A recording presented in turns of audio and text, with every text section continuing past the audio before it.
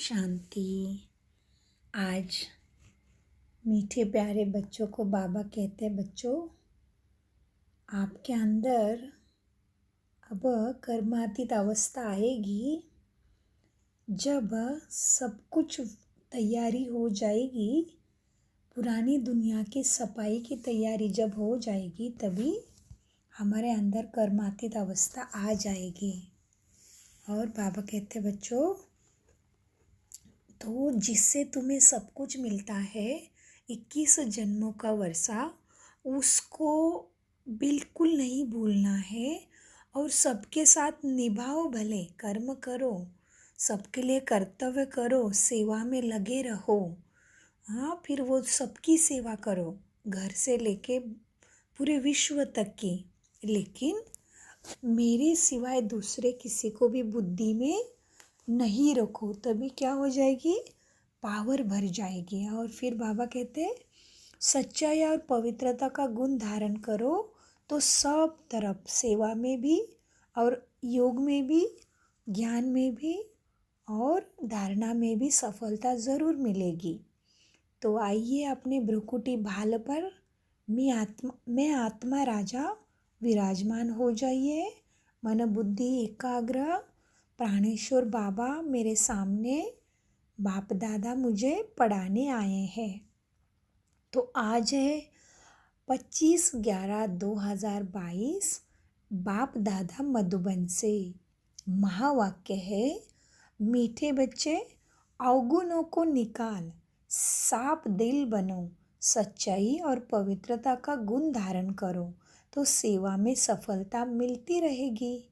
प्रश्न, तुम ब्राह्मण बच्चों की कर्मातीत अवस्था कब और कैसे बनेगी? उत्तर है, जब लड़ाई का सामान पूरा तैयार हो जाएगा तब तुम सबकी कर्मातीत अवस्था नंबरवार हो जाएगी। अभी रेस चल रही है। कर्मातीत बनने के लिए पुरानी दुनिया से बुद्धि योग निकाल जाना चाहिए। शिव बाबा जिसमें 21 जन्मों का वर्षा मिलता है, उनके सिवाय दूसरा कोई आ नहीं, याद भी ना आए। पूरा पवित्र बनो। गीत चला है, मुकड़ा देख लो प्राणी। ओम शांति। जबकि बेहद का बाप बच्चों को मिला है और बच्चों ने पहचाना भी है, हर एक महसूस करते हैं कि हम कितना पाप आत्मा थे और कितना पुण्यात्मा बन रहे हैं। जितना जितना श्रीमत पर चलेंगे उतना ज़रूर बाप को फॉलो करेंगे। बच्चे के आगे एक ही है चित्र, और बच्चे के आगे एक तो है चित्र और दिलवाड़ा मंदिर भी पूरा यादगार है। गीत भी गाते हैं, दूर देश के रहने वाला अभी आया देश पर आए। पतित शरीर में आए हैं ना, इसलिए ऐसे गाते हैं। बाप खुद कहते हैं ये पराया देश है। पराया किसका? रावण का। तुम भी पराये देश में अथवा रावण के राज्य में हो। भारतवासी पहले राम राज्य में थे, इस समय पराये अर्थात रावण राज्य में है। राम माना परमात्मा ने रची हुई सुख शांति की दुनिया। तो बाबा कहते हैं अभी शिव बाबा तो विचार सागर मंथन नहीं करते, यह विचार सागर मंथन ब्रह्मा करते हैं और समझाते हैं। ये जैनी लोग हैं, उनका ये दिलवाड़ा मंदिर है। ये जो चैतन्य होकर गए हैं उनका ही जड़ यादगार है। आदि देव आदि देवी भी बैठे हैं, ऊपर में स्वर्ग है। अब अगर जो उन्हों के भगत है उनको ज्ञान मिले तो अच्छी तरह से समझ सकते हैं कि बरोबर नीचे राज्यों की शिक्षा ले रहे हैं। ऊपर में प्रवृत्ति मार्ग, नीचे फिर नीचे भी प्रवृत्ति मार्ग। कुंवारी कन्या, अधर कन्या का चित्र भी है, अधर कुमारी और कुमारी भी है। तो मंदिर में आदि देव ब्रह्मा भी बैठा है और बच्चे भी बैठे हैं। अब तुम समझ गए हो, ब्रह्मा सरस्वती ही राधे कृष्ण बनते हैं। ब्रह्मा की आत्मा का बहुत जन्मों के अंत का जन्म है। ये बाप और बच्चों का यादगार है। ऐसे तो नहीं हजार लाखों चित्र रखेंगे। मॉडल में देख थोड़े चित्र रखे जाते हैं। यह है जड़ और हमारा है चैतन्य। बाबा ने कितना अच्छे से बताया, क्योंकि देखो जहाँ ही बाबा ने स्थान चुना, हाँ, माउंट आबू की चोटी पर बाबा को संकेत मिले थे, कराची में थे तभी। तो फिर देखो बाबा वहाँ पे आए और वहाँ पे ही कितना सुंदर दोपहर से ही देखो मंदिर बना है। जिस तरह से वो जगन्नाथपुरी में देवताओं के विकारों में जाने के चित्र बने हैं, वैसे जहाँ ही अखंड तपस्या हुई, जो तपस्या भूमि है, जो तपोभूमि है, जो परमात्मा की अवतरण भूमि है, जो ब्रह्मा की कर्मातीत भूमि है, वहाँ ही देखो ये दिलवाड़ा मंदिर है ना, आबू में ही।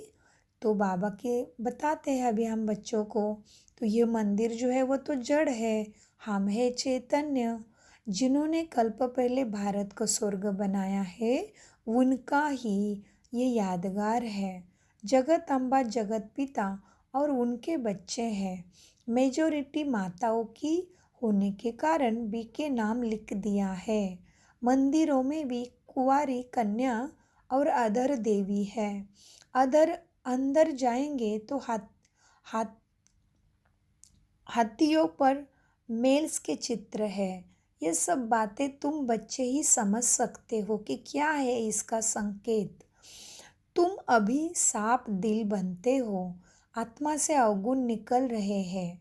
तुम्हारी मम्मा किसको तुम्हारी मम्मा किसको समझाती थी तो उनको तीर लग जाता था। उनमें सच्चाई पवित्रता थी भी कुमारी। मम्मा का नाम पहले आता है, पहले लक्ष्मी नारायण। अब बाप कहते हैं मम्मा जैसे गुण धारण करो, अवगुणों को निकालते जाओ, नहीं निकलेंगे तो पद भ्रष्ट हो जाएंगे। सपूत बच्चों का काम है हर एक बात समझाना। पहले तुम बेसमझ थे, अब बाबा समझदार बनाते हैं। अज्ञान में बच्चे खराब होते हैं तो बाप का नाम बदनाम करते हैं। यह तो बेहद का बाप है। ब्रह्मा कुमार कुमारियाँ कहलाकर फिर ईश्वर बाप का नाम बदनाम करेंगे तो उनका क्या हाल होगा। ऐसा काम क्यों करना चाहिए? बाबा कहते ऐसा काम क्यों करना चाहिए जो पद भी भ्रष्ट हो, बहुतों का नुकसान भी हो। तो बाप ने समझाया है। दूर देश से आते हैं बाबा पराए देश में। फिर रावण द्वापर से शुरू होता है, रावण का राज्य। भक्ति भी द्वापर से शुरू होती है। इस समय सबकी तमो प्रधान जड़ जड़ीभूत अवस्था है। ये बेहद का पुराना झाड़ है। बेहद का ज्ञान कोई दे ना सके, बेहद का संन्यास कोई करा भी ना सके। हाँ, बाबा ने कितनी ऊंची बात कही, जो बाबा ने हमसे कराया है। हमसे ही नहीं, 140 देशों की कितनी आत्माएं हैं, है ना।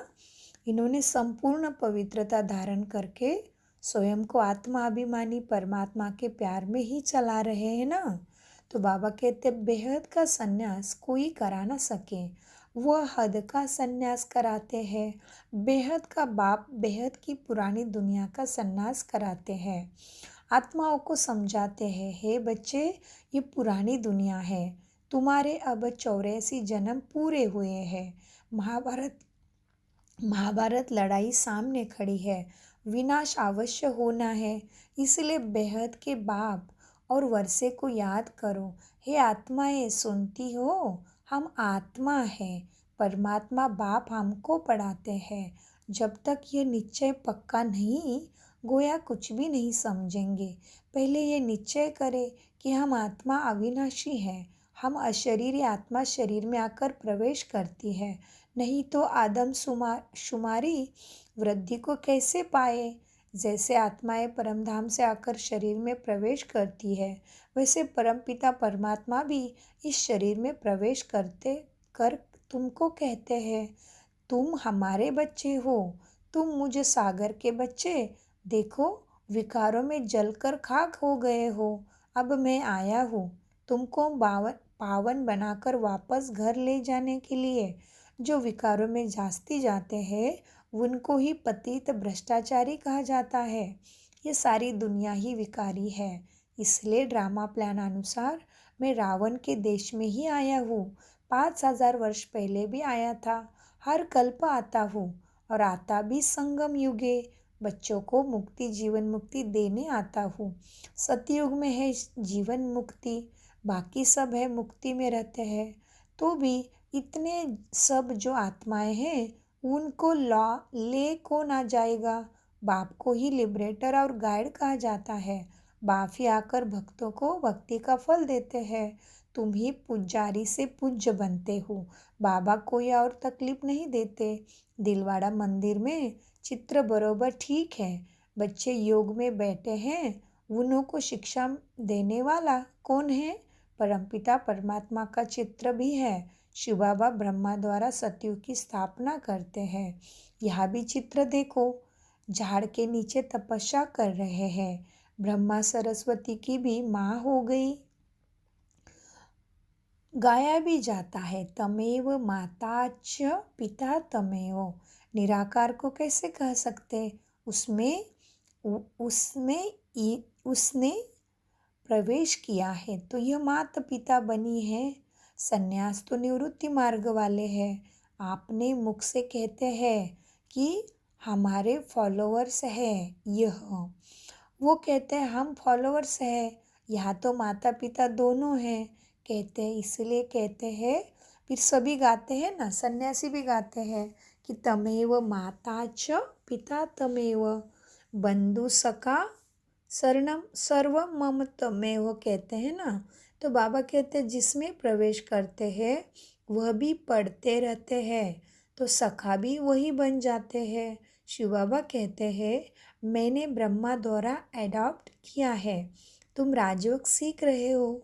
शिव बाबा तुम राजयोग सीख रहे हो तो अपने को चेक करना है कि मेरा अपने कर्म इंद्रियों पे कितना राज आया है अभी तक।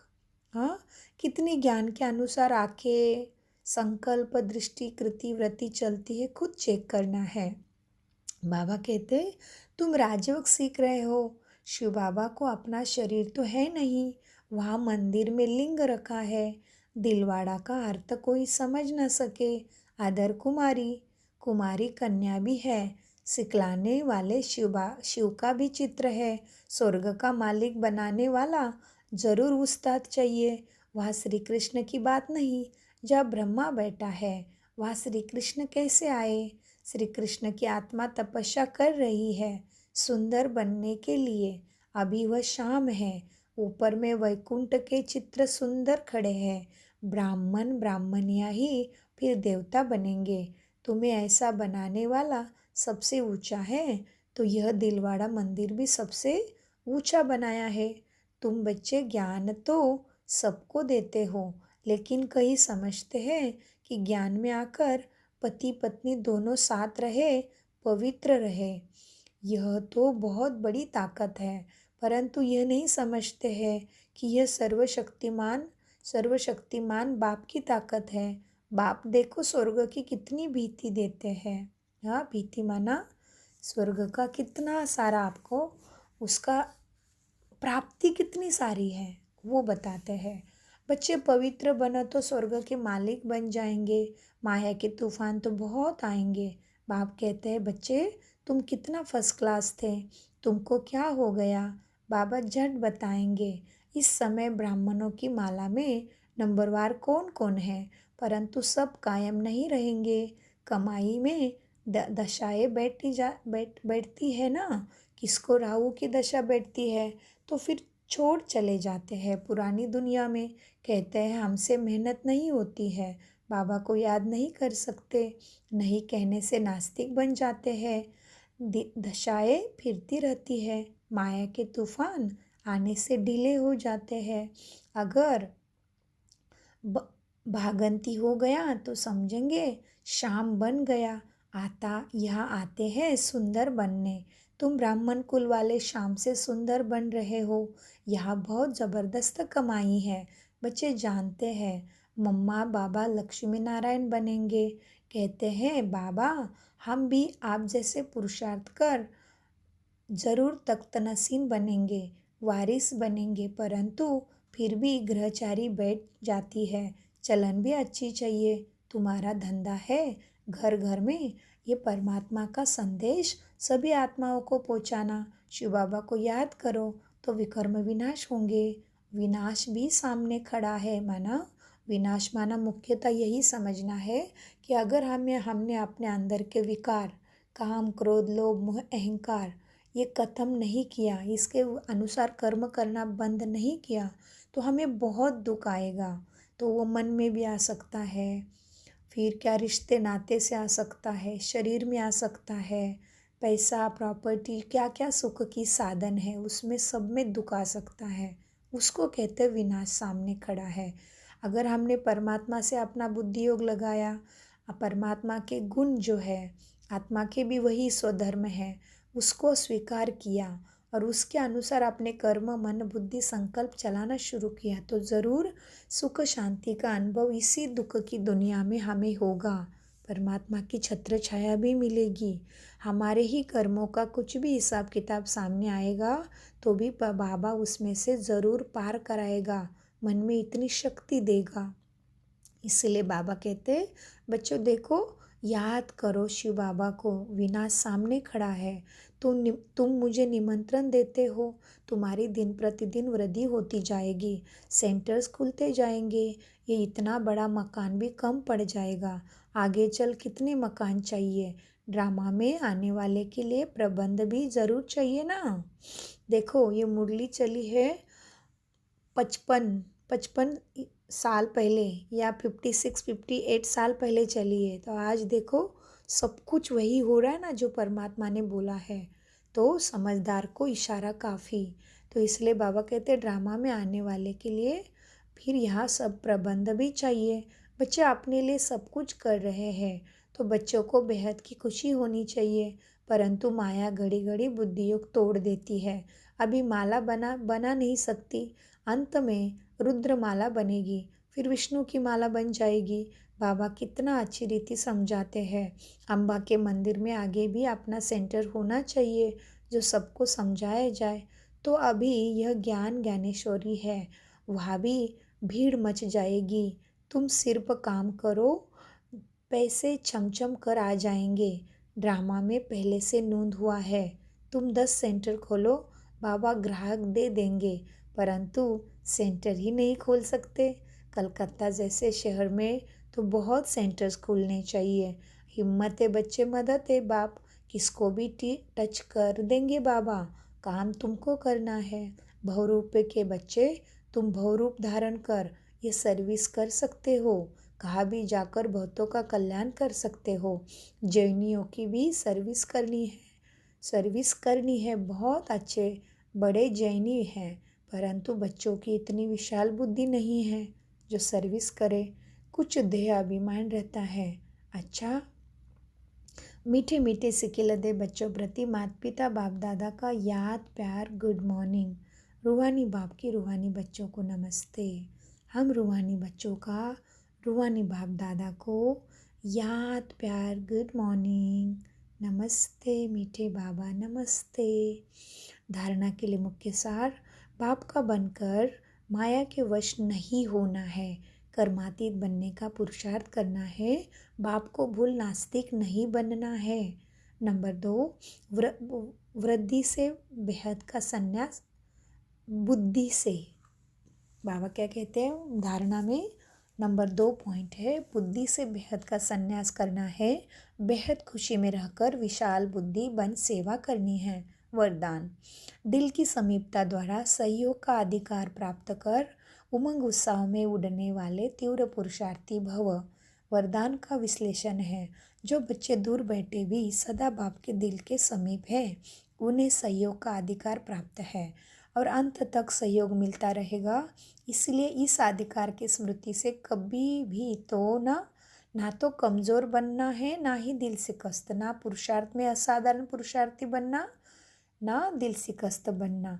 बाप कंबाइंड है, इसकी हमेशा स्मृति रहे। इसीलिए सदा उमंग उत्साह से तीव्र पुरुषार्थी बन आगे बढ़ते रहना है। कमजोरी व दिल शिकस्तपन बाप के हवाले कर दो। अपने पास सिर्फ उमंग उत्साह रखो।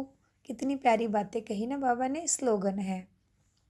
श्रीमत के कदम पर कदम रखते चलो तो संपूर्णता की मंजिल समीप आ जाएगी। ओम शांति। शुक्रिया मीठे बाबा। और अभी मम्मा की भी मुरली है। तो मम्मा कहते हैं मातेश्वरी जी के अनमोल महावाक्य, सतोगुनी रजोगुनी तमोगुनी, ये 3 शब्द कहते हैं। इसका यथार्थ अर्थ समझना जरूरी है। मनुष्य समझते हैं ये 3 गुण इकट्ठे चलते रहते हैं, परंतु विवेक क्या कहता है? क्या यह तीनों गुण इकट्ठे चले आते हैं? वह तीनों गुणों का पाठ अलग अलग युग में होता है। विवेक तो ऐसा ही कहता है कि यह तीनों गुण इकट्ठे नहीं चलते। जब सतयुग है तो सतोगुण है, द्वापर है तो रजो है, कलयुग में तमोगुण है। सब सतो है तो तमो रजो नहीं। हाँ, जब सतो गुण है तो तमो रजो नहीं होगा, जब रजो है फिर सतो नहीं होगा। ये मनुष्य तो ऐसे ही समझकर बैठे हैं कि ये तीनों गुण इकट्ठे चले आते हैं।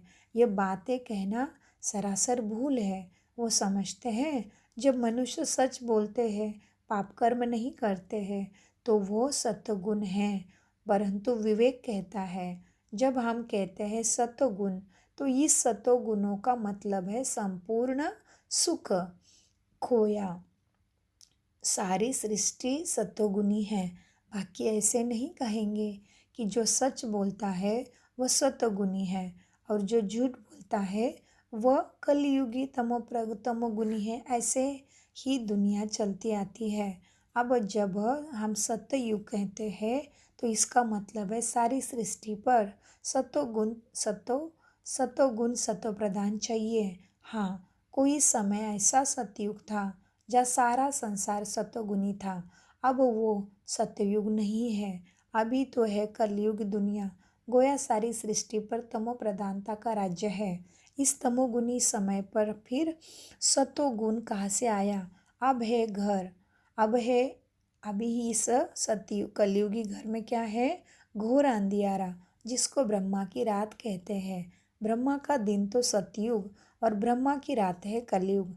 तो हम दोनों को मिला नहीं सकते। नंबर 2, मम्मा की समझानी, इस कलयुगी संसार को आसार संसार क्यों कहते हैं? क्योंकि इस दुनिया में कोई सार नहीं है। माना कोई भी वस्तु में ताकत नहीं है जो तुम्हें सुख शांति दे सके। अर्थात सुख शांति पवित्रता कोई भी वस्तु में नहीं रही है। जो इस सृष्टि पर कोई समय सुख शांति पवित्रता थी, अब तो वो ताकत नहीं है, क्योंकि इस सृष्टि में 5 भूतों की प्रवेशता हो गई है। इसलिए इस सृष्टि को भय का सागर अथवा कर्म बंधन का सागर भी कहते हैं। इसीलिए मनुष्य दुखी हो परमात्मा को पुकारते हैं, परमात्मा हमको इस भव सागर से पार करो। इसे सिद्ध है कि जरूर कोई अभय अर्थात निर्भयता का भी सागर है ना, जिसमें चलना चाहते हैं। इसीलिए इस संसार को पाप का सागर कहते हैं, जिससे पार कर पुण्य आत्मा वाली दुनिया में चलना चाहते हैं। तो दुनिया दो, तो इसका मतलब दुनिया 2 है। एक सतयुगी सार वाली दुनिया, दूसरी है कलयुगी आसार की दुनिया जो अभी चल रही है, और सतयुग आना है। दोनों दुनिया इसी सृष्टि पर होती है। अच्छा, ओम शांति।